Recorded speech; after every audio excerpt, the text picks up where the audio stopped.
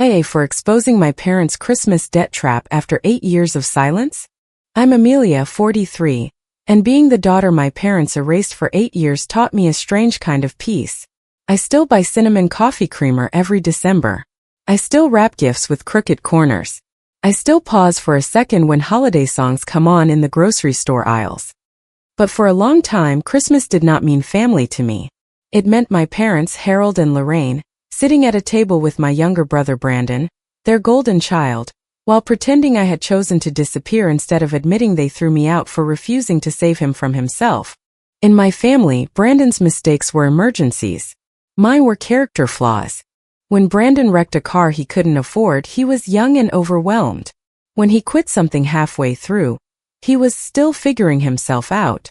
When he borrowed money and forgot to pay it back, Mom said, "Your brother has a generous heart, he just doesn't always think things through." When I asked questions, I was cold. When I said no, I was selfish. When I wanted the truth in writing, Dad said I was acting like a stranger. That pattern had been there since we were kids. Brandon could break something and cry, and somehow I would be told to help clean it up because he felt bad enough already. If I cried, Mom would say, "Don't make everything about you, Amelia." Dad would sit at the head of the table, rubbing his forehead like my emotions were a noise he had to endure. By the time I became an adult, I had learned to read rooms before I spoke. I learned to notice when my parents were using soft voices because they wanted something. I learned that the word family usually meant someone else had made a mess and I was being handed a broom. 8 years ago, Brandon's mess had numbers attached to it. It started with phone calls I ignored at first because they came at strange hours, then texts from Mom that said things like, "Your father is worried sick," and "Please don't punish your brother for needing help." Nobody would tell me the full problem. They just kept using words like restructure, temporary, family support, bridge loan. Dad finally told me to come over on a Sunday afternoon. I still remember the kitchen table. Same oak table. Same glass bowl of hard candy nobody ate. Same framed family photo on the wall, the one where Brandon was standing in the middle even though it was my graduation.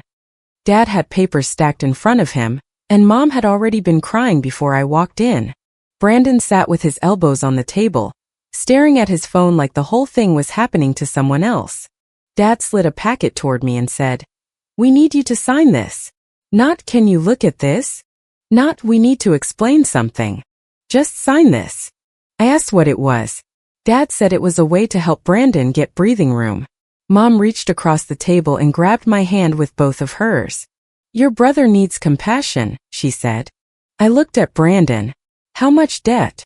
He glanced at Dad. Dad's jaw tightened. "That is not the point." "It's exactly the point." Mom squeezed my hand harder. "Please don't turn this into an interrogation." So I read. Slowly. Right there at the table. The more I read, the colder I felt. This was not a small favor. This was not temporary family assistance. They wanted my signature tied to debt I had not created, with risk that could follow me for years. There were blanks that should not have been blank. There were numbers that did not match what they had said out loud. There was a line from my name already highlighted in yellow. I looked up and said, "I'm not signing debt I didn't create." Brandon threw his phone down. "You always act like helping me costs you something." "It does cost me something. That's why there's paperwork." Dad stood so quickly his chair scraped the floor. "Your brother made mistakes. You are making a choice." "Yes," I said. "I'm choosing not to attach my name to this." Mom's face changed first. She went from tearful to icy so fast it scared me more than Dad's anger. "Then don't act surprised," she said, "when this family remembers that." Dad pointed toward the front door and said, "If you won't help your brother, don't call us again." I thought he was bluffing. It's embarrassing to admit now, but I did. I thought maybe after a few days Mom would call or Brandon would calm down or Dad would realize he had gone too far. Instead, the next day, Dad left a voicemail that I saved because some part of me already knew I would need proof one day. "You're dead to me until you learn loyalty," he said. His voice was low, controlled, almost bored. "If your brother loses everything, that is on you. Do not call this house and do not expect your mother to cry over a daughter who chose money over blood." The day after that, I received a text from him. "If you won't help your brother, don't call us again." Mom sent something shorter. You made your choice. Stay gone. Then the story began to change without me in it. I found out through my cousin Mara that Mom had emailed relatives before Thanksgiving that year. Mara did not forward it right away. She was trying not to get involved, which was a thing people in my family called peace when they really meant fear. Months later, after I had been left off the Christmas dinner invite, the Easter brunch invite, and a baby shower invite for a cousin I used to be close to, Mara sent me a screenshot of the email because she said it was eating at her. Mom had written, "We are heartbroken to say Amelia has decided she no longer wants to be part of this family. We have tried to reach her heart, but she has chosen pride. Please do not pressure Harold about it during the holidays." I stared at that email for a long time. You told everyone I walked away. I remember thinking. You left out the part where you locked the door. The first Christmas without them hurt. I hate that it did. I sat in my apartment with a grocery store turkey breast, watched a movie I did not care about, and kept checking my phone even though I knew nobody was going to call. The second Christmas made me angry. I saw photos online of everyone in matching sweaters, Brandon in the middle grinning like a child who had found a way out of consequences again. There was a caption about what matters most. By the fifth Christmas, I stopped setting a place in my mind for people who never intended to come back. 8 years is long enough for grief to change shape. It stopped feeling like an open wound and became more like an old bruise. Still tender if pressed, but not controlling my every movement. I built a quiet life. I made friends who did not punish me for saying no. I learned to spend holidays in ways that did not require begging anyone to remember I existed. Then, in early December, my name and photo appeared on a public business recognition list. It was not some glamorous celebrity thing. It was a professional honor, the kind of list people in my field share on LinkedIn and then feel awkward about for 3 days. I did not even post it at first. A colleague tagged me. A few people congratulated me. That should have been the end of it. But my parents saw it. I knew because people who had ignored me for years suddenly viewed my profile. A cousin I had not spoken to since before the fallout sent a clapping emoji. Aunt Denise liked the post and then unliked it. Brandon's wife Tessa looked at my profile twice. I knew because the internet is creepy and sometimes useful. 3 days later, Dad texted me. Christmas dinner. 6:30. We need to talk as a family. I stared at the message while standing in my kitchen with coffee going cold in my hand. Not "I'm sorry." Not "can we talk." A command, like I had missed curfew instead of 8 years of Christmases. I did not answer right away. I had learned the value of silence from them, but I used it differently. They used silence as punishment. I used it as space to think. The next day, a cream-colored envelope arrived in my mailbox. I recognized Mom's handwriting immediately. Inside was a formal holiday invitation, printed on thick paper with red foil edges. It looked like something you would send to a client, not to a daughter you had told to stay gone. At the bottom, Mom had written, "Please wear something nice. We want pictures by the tree. It would mean a lot after everything." After everything. That phrase sat there like a thumb over the truth. Then I was added to a group chat called Carter Family Holiday. My phone started buzzing with fake warmth. Aunt Denise wrote, "So glad you're coming, honey." A cousin sent 3 heart emojis. Mara wrote, "Hey Amelia," and nothing else, which felt more honest than everyone else combined. Brandon texted privately a few minutes later. "Try not to make this about the past.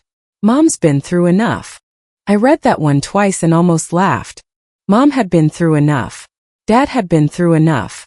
Brandon had been through enough. Somehow the only person who had not been through enough was the one who had been removed from every holiday photo for 8 years. I still did not answer. That night, while I was wrapping a scarf for a friend, my phone buzzed again. It was from Aunt Denise. It was a screenshot. For about 10 seconds I thought she had sent me a recipe or some family scheduling thing. Then I saw the names. Harold. Once she sits down at Christmas, she won't embarrass us by saying no. Lorraine. Get the picture first. It will soften her. Brandon. Frank said her signature fixes everything. Tessa. Do not bring up the house promise until after she signs. I went very still. Then another text from Aunt Denise appeared. Wrong Amelia. Ignore that. Wrong Amelia. There's no other Amelia in our family. I sat on my couch with wrapping paper across my lap and read the screenshot until the words stopped looking like words. Frank. Signature. House promise. Picture first. My parents had not invited me to Christmas. They had staged a trap and wrapped it in ribbon. I did not respond to Denise. I did not blow up the group chat. I did not call Mom and demand an explanation. The old Amelia might have. The old Amelia would have wanted them to confess before she had to act. The old Amelia would have still believed there was some perfect sentence that could make them choose her. I was not that Amelia anymore. I took a screenshot of Denise's screenshot. Then I printed it. Then I made a list. Old voicemail. Text from Dad. Text from Mom. Mom's email to relatives. Old debt paperwork. New invitation. Brandon's private text. The group chat messages. Public recognition page. Anything that showed the difference between what my family said and what my family did. It took me 2 nights to gather everything. I found the old voicemail file in a folder I had named Keep, which was probably the saddest and most useful folder on my laptop. I'd saved a transcript too. I printed both. I found the old debt paperwork from 8 years ago in a storage bin under tax records and appliance manuals. The highlighted signature line was still there. My unsigned name looked like a ghost they had been trying to summon for almost a decade. Mara sent me more after I called her. I did not ask her to pick a side. I asked one question. Do you still have any messages where Mom or Dad talked about why I wasn't invited? There was a long pause. Then Mara said, Amelia, I'm sorry. I closed my eyes. That's not what I asked. I know, she said. Yes, I have some. She sent me 3 screenshots. One from a Thanksgiving thread where Mom wrote, Please do not mention Amelia. Harold does not want drama in his home. Another from a Christmas thread where Dad wrote, She chose her path. We are not rewarding disloyalty with a seat. And one from a birthday dinner discussion where Brandon had replied, Good. Maybe she'll learn. I printed those 2. Then I called Miss Klein. She was not my family lawyer. I did not have one of those sitting around like in a movie. She was an attorney I had consulted once years earlier about another matter, practical and direct in a way I appreciated. I explained what had happened. I sent her the screenshot, the invitation, and a short summary of the history. She called me back the next afternoon. Do not argue about feelings if they put documents in front of you, she said. Say no once, hand them the letter and leave. What if they say I agreed by showing up?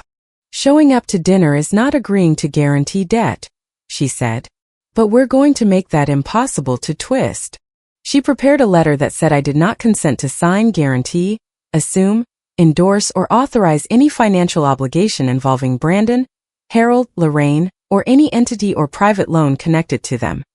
It also said my name, image, professional recognition, and personal reputation could not be used to imply financial backing, reconciliation, sponsorship, or consent.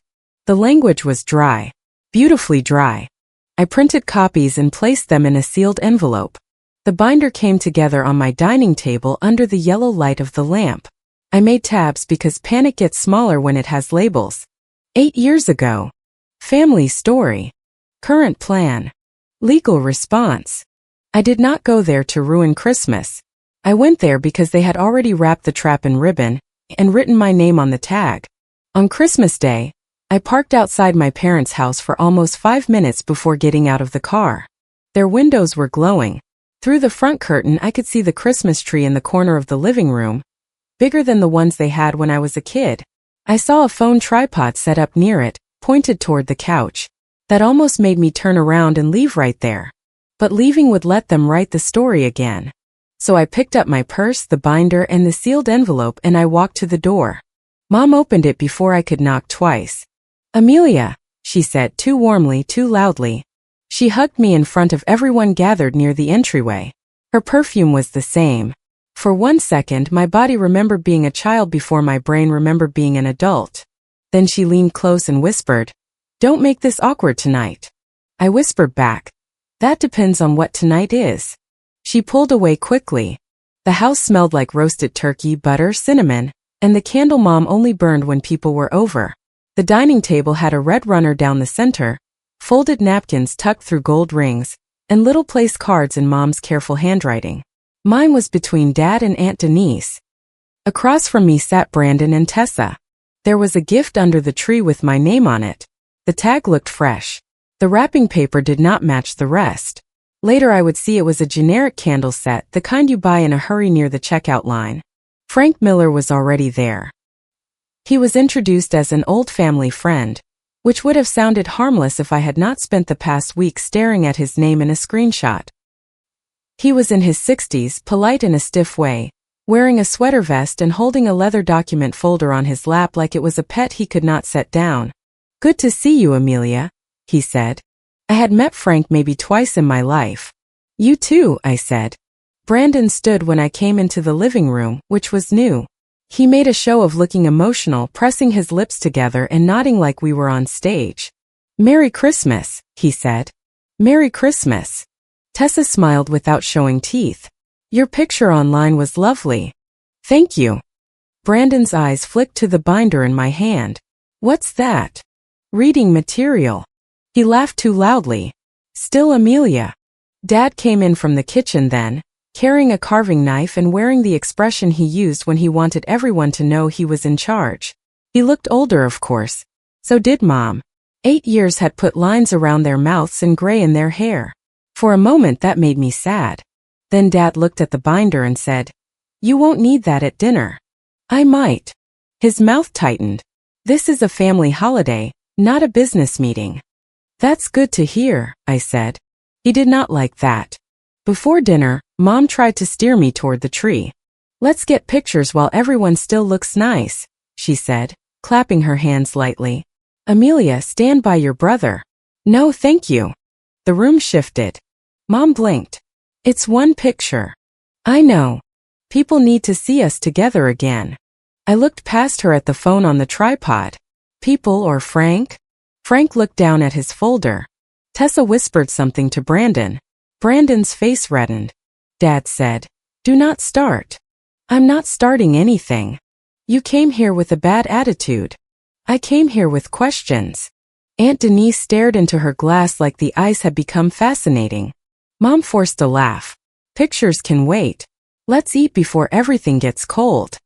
That was the first time I saw real worry cross her face. Dinner began like a performance nobody had rehearsed enough. Dad stood at the head of the table with a glass of wine and gave a toast about healing, forgiveness, and remembering what really matters. He talked about difficult years. He talked about pride getting in the way.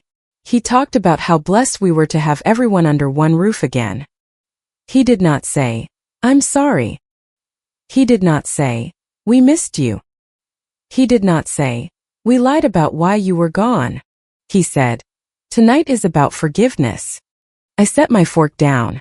What exactly are we forgiving? Mom's smile froze. "Not at the table, Amelia." Dad lowered his glass. "Your mother worked hard on this dinner." I asked a question. Brandon leaned back in his chair. "And there it is." Tessa touched his arm like he was the one being attacked. Dad sat down slowly. "We are not picking apart the past tonight." "Then what are we doing?" He looked at Mom. Mom looked at Brandon.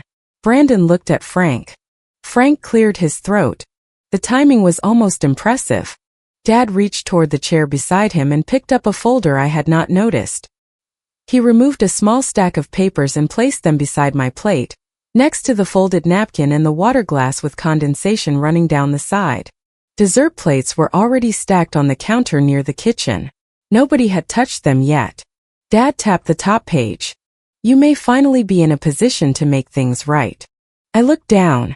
Loan guarantee agreement. My name was typed in the blank. For a second I did not move. Not because I was shocked.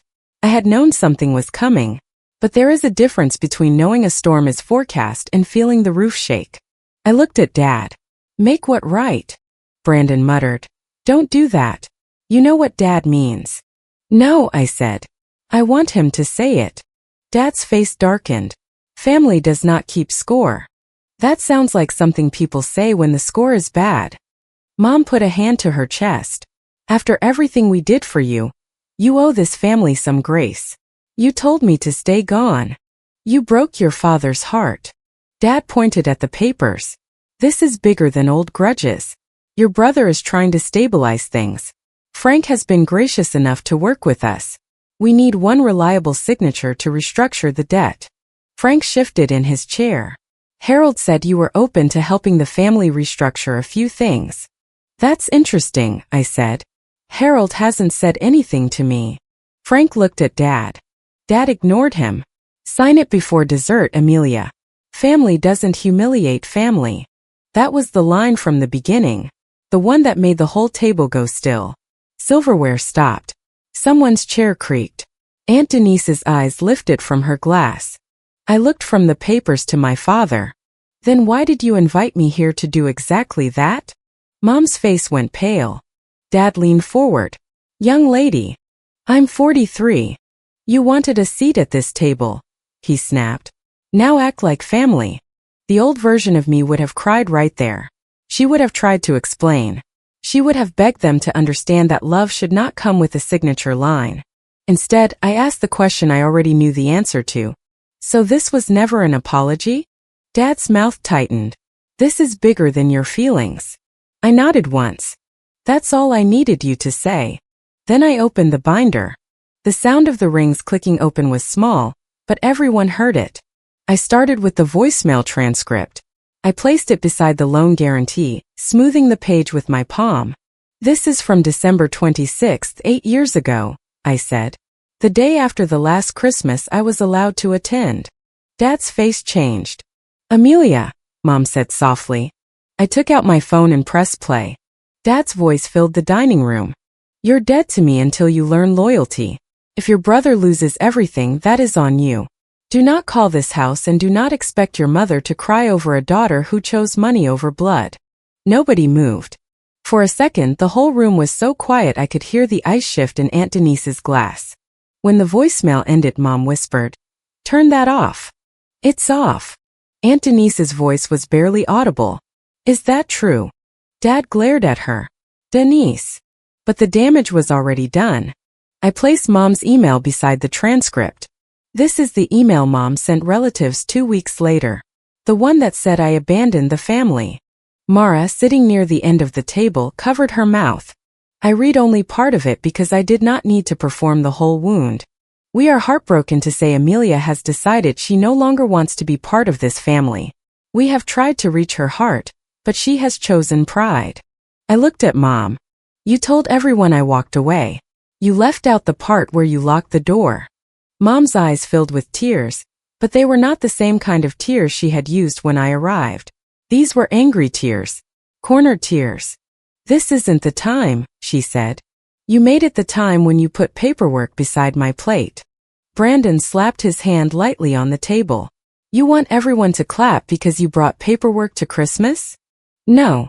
I want everyone to understand why I'm not signing yours. He scoffed. Must be nice to be successful enough to forget where you came from. I remember exactly where I came from. That's why I brought copies. I turned to the 8 years ago tab and laid out the old debt packet. The yellow highlighted line for my signature was still clear. This was the first time you tried to attach my name to Brandon's debt. I refused because the numbers were wrong and the risk was hidden. Dad told me not to call again. Mom told me to stay gone. Then you all spent 8 years telling people I left.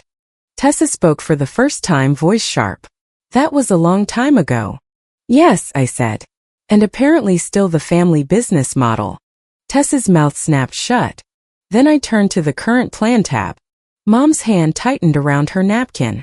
I placed Aunt Denise's screenshot in the center of the table. That was when Mom whispered, Who sent her that screenshot? Everyone heard her. Aunt Denise's face drained of color. I did not look at Denise. I was not there to protect the people who had planned the trap, but I also was not going to sacrifice the one person who had accidentally handed me the map. I read the messages out loud. Dad wrote, Once she sits down at Christmas, she won't embarrass us by saying no. Mom wrote, Get the picture first. It will soften her. Brandon wrote, Frank said her signature fixes everything. Tessa wrote, Do not bring up the house promise until after she signs. Frank closed his eyes for a second. Then he opened his folder and looked through his own papers quickly, Like he was suddenly realizing he had walked into something uglier than a lone discussion. "Brandon," he said, "you told me your sister was already willing to sign." Brandon sat up. "I said she'd listen." Frank's voice hardened. "You said she was back in the family and understood the situation." "I said she'd listen," Brandon repeated, but it came out weaker. I looked at him. "No. You said I was back under control." Dad snapped. "Enough." "No," I said. "Not enough." He looked genuinely shocked that the word had landed at him. I pulled out the next page. It was a copy of a message Mara had sent me after I asked whether she knew anything about the house promise. She had not known everything, but she had seen enough. And Tessa had made the mistake of texting in a cousin chat months earlier, complaining that the house is supposed to stay with Brandon once this is cleaned up. I placed it down. "You wanted me to risk my name to save a house you already promised to him." Mom's face twisted. "That is not how this should be discussed." "Then you should not have put the guarantee next to my plate." Brandon leaned forward. "You don't even need anything from them. Why do you care what happens to the house?" I stared at him. That was Brandon. He could say the quiet part out loud and still think he sounded injured. "I don't care about owning the house," I said. "I care that you expected me to protect an asset I was never considered part of." Dad's voice dropped into that dangerous calm he used when he wanted obedience. "Your brother has a family. He has responsibilities. So do I." "To who?" Brandon said. The room seemed to inhale. I smiled a little, not because it was funny but because there it was. The whole truth. In Brandon's mind, my life outside that house did not count. My responsibilities did not count. My peace did not count. I existed as a backup plan with a pulse. "To myself," I said. He rolled his eyes. "You're selfish. You always were." I did not raise my voice. "No. Selfish is cutting your daughter out of the family for 8 years, and then saving her a seat when you need a check." No one spoke. Tessa looked down at her lap. Mara stared at the table. Aunt Denise wiped under one eye. Mom started crying harder. "How can you be so cruel?" That word gets used a lot when someone stops being useful. Dad grabbed the loan papers and pushed them toward me again.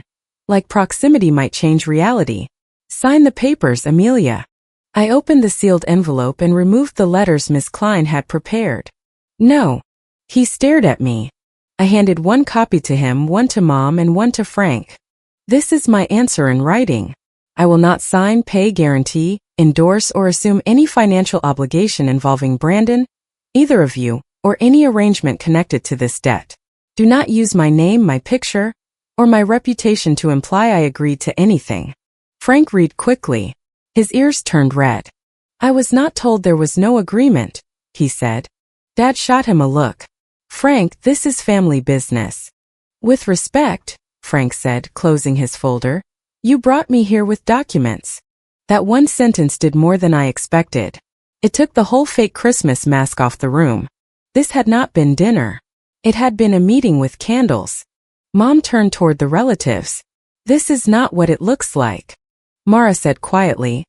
"It looks exactly like the group chat said." Mom flinched.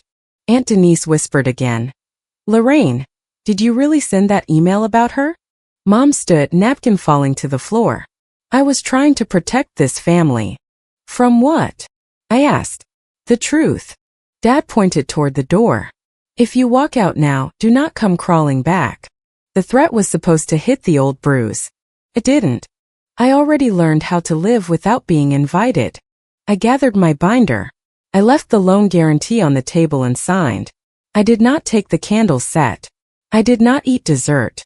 I did not stand by the tree for a picture that would become evidence of a reconciliation that never happened. As I reached the entryway, Mom followed me.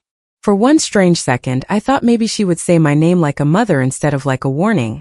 Instead, she hissed, "People are watching, Amelia." I turned with my hand on the doorknob. "I know. That's why you invited me." Then I left. The cold air outside felt cleaner than it should have. My hand shook once I got into the car, but not before. I sat there with the engine running and watched the house through the windshield. Nobody came after me. Through the front window, I could see people moving around the dining room, not eating, not laughing, not taking pictures. My phone started buzzing before I reached the end of the street. Dad called first. His contact in my phone was not Dad anymore. It was Harold. Seeing that name made something in my chest settle. I let it ring. Then Mom called. Lorraine. Then Brandon. Then the group chat exploded. Dad wrote, "You humiliated your mother." Brandon wrote, "Hope you're proud of yourself." Tessa wrote, "You could have helped one time." One time. I pulled into a parking lot, opened the group chat, and typed exactly what Ms. Klein had told me to put in writing if they pressured me after dinner. For clarity, I will not sign, pay, guarantee, endorse, pose for, or publicly support any financial arrangement involving Brandon, Mom, or Dad. Do not use my name or image to imply otherwise. Any further pressure goes through my attorney. I sent it. Then I muted the chat. By the time I got home, there were 17 missed calls. I made tea I barely drank and changed out of the dress Mom had told me to wear for pictures. I folded it over a chair instead of throwing it in the hamper because I was not angry at the dress. That sounds ridiculous, but after years of being told everything was my fault, it felt important to aim my anger correctly. Around midnight, Mara texted me privately. I should have said something sooner. I'm sorry. I believed her. I also did not rush to make her feel better. I wrote back, "Thank you for saying that." Aunt Denise texted the next morning. "I believed what your mother said. I am sorry. I should have asked you."